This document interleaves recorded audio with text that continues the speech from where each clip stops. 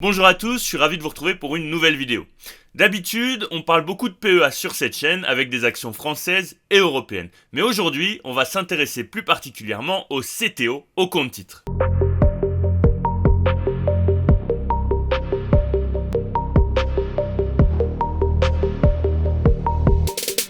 Comme je vous l'ai expliqué récemment, je vais ouvrir un compte titre et repartir de zéro pour partager tout mon parcours avec vous.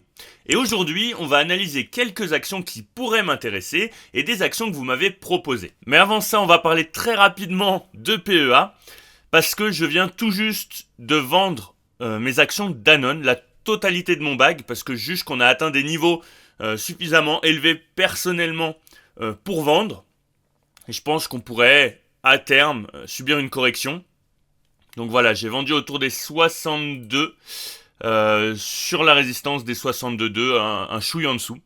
Et vous voyez déjà qu'aujourd'hui on est en train de chuter. N'hésitez pas à vous abonner si vous voulez suivre l'évolution de ce futur compte titre, ça arrive dans les semaines à venir, donc n'hésitez pas à vous abonner et ça permet de soutenir la chaîne. Pour le PEA, je suis chez Bourse Direct. Et pour le compte titre, je suis chez DEGIRO. Vous trouverez mes liens d'affiliation en description. On en a déjà parlé, mais on commence par M3 Inc. Je vous ai fait récemment une vidéo d'analyse dessus. Je vous la mets juste ici si ça vous intéresse.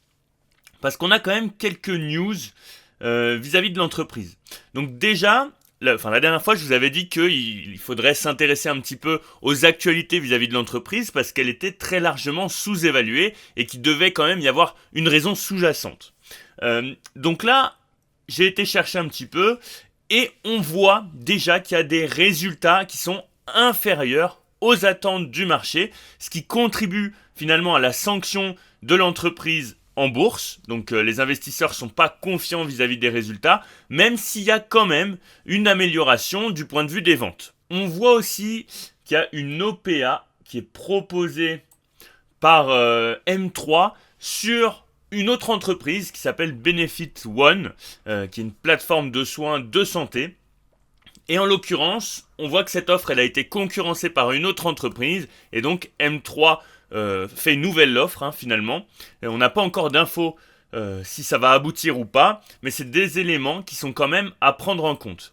Globalement, sur le papier, c'est une action qui paraît extrêmement intéressante, mais il faut creuser. Concrètement, c'est pas parce qu'une action comme ça paraît intéressante sur le papier, on voit quand même qu'en termes de santé financière, on est sur du 9 sur 10, en termes de profitabilité, on est sur du 10 sur 10, un gros rank, idem, 10 sur 10, un revenu exceptionnel, un cash to debt, où on n'a que du cash finalement, aucune dette, donc on a quand même une situation qui paraît assez exceptionnelle, mais des résultats qui sont légèrement en dessous des attentes, du moins qui sont en dessous des attentes, donc c'est à surveiller. Je vous cache pas quand même que c'est une entreprise qui m'intéresse pour notre futur CTO, notre futur compte titre, et je vais continuer de creuser sur le sujet. Vous voyez que de toute façon, elle continue de chuter, donc des points plus bas, toujours plus bas, et des points hauts, pareil, toujours plus bas, donc on est quand même sur une belle tendance baissière. J'attendrai tout de même une stabilisation avant de rentrer, et pourquoi pas la cassure de certains points intéressants. Une autre entreprise qui m'intéresse, c'est Nike. Alors Nike, on connaît tous la marque. C'est une entreprise qui a des fondamentaux qui sont excellents. Une profitabilité de 9 sur 10 avec un ROE et des marges qui sont largement supérieures au secteur d'activité. Elle a un pricing power qui est assez important et qui est lié à sa marque. Une santé financière de 7 sur 10 avec un cash to debt qu'on va aller voir tout de suite. Et vous voyez qu'on a un cash qui est quasi équivalent à la dette. Globalement, on a un cash qui diminue plus rapidement que la dette. Globalement, rien d'inquiétant. Un revenu qui est en croissante augmentation, c'est assez chirurgical, vous voyez que c'est continu. Et ça, c'est une chose très intéressante. Ensuite, on a un severe warning. On va aller voir ça. Et on a effectivement un point d'attention sur le fait que les investissements, ils ont une croissance plus importante que celle du revenu. Donc ça, c'est un point d'attention, mais c'est pas rédhibitoire. Pour moi, Nike, c'est une entreprise qui est très solide, c'est une marque qui dure dans le temps, et pour moi, c'est des éléments qui sont super intéressants et qui font qu'une marque, elle peut prospérer dans le temps, qu'une société, elle peut prospérer dans le temps. On m'a aussi demandé d'analyser Oxy, Occidental Petroleum. C'est une entreprise qui est très prisée notamment par Warren Buffett et par beaucoup de gourous qui sont sur Guru Focus. Personnellement, je trouve que cette hype, elle n'est pas forcément justifiée, hein. Vous voyez que c'est une entreprise qui répond pas forcément à mes critères d'investissement. On est sur une profitabilité de 6 sur 10, ce qui n'est pas génial. Globalement, on est en cohérence avec ce qui se fait dans le secteur d'activité, on n'est pas forcément au-dessus. Une santé financière qui est moyenne, on va aller voir le cash to debt. Et vous voyez qu'on a quand même une dette qui diminue, donc ça c'est plutôt bon signe. Mais globalement, on a aussi un cash qui diminue. C'est moins flagrant que la dette, hein, mais on a quand même une dette qui reste très importante par rapport au cash. En termes de revenus, c'est bof, on stagne. Vous voyez, on a des points hauts, on a des points bas. C'est pas ce que je préfère personnellement. Donc une santé financière qui est pas géniale, un score d'Altman qui est plus dans la distress, hein, donc dans le rouge finalement. Et ça, j'y prête quand même attention. En termes de gross rank, c'est pas top non plus. On est sur du 6 sur 10. On a un severe warning, on va aller voir ça tout de suite. Et il est lié au score d'Altman. Donc en fait, c'est la probabilité d'une entreprise à faire faillite, hein, finalement. Et là, on a un score qui est quand même assez important. Donc personnellement, et ça n'engage que moi, mais je n'investirai pas sur Occidental Petroleum. Ensuite, on a Cameco Corp, avec tout ce qui va être lié à l'uranium.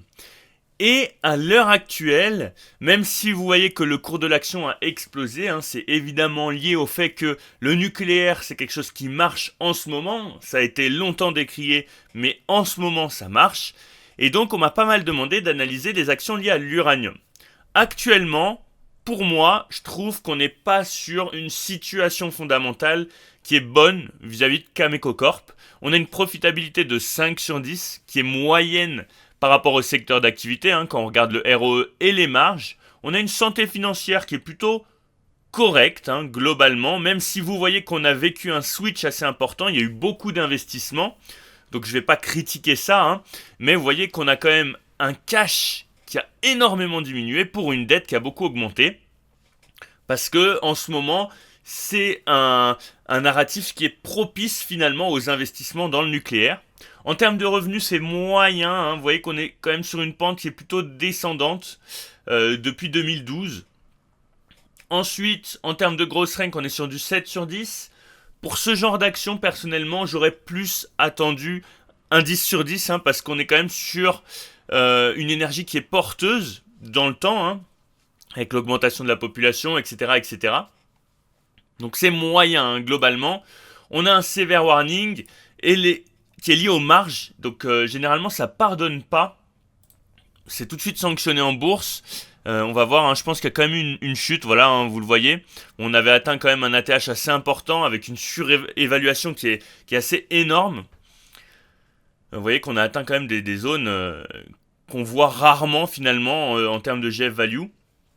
On va aller voir un peu ce qui se passe en termes de business. Donc vous voyez, un business qui est très majoritairement lié à l'uranium.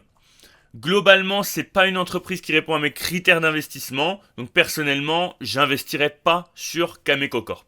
N'hésitez pas à liker, à commenter et à vous abonner, c'est ça qui fait fonctionner la chaîne.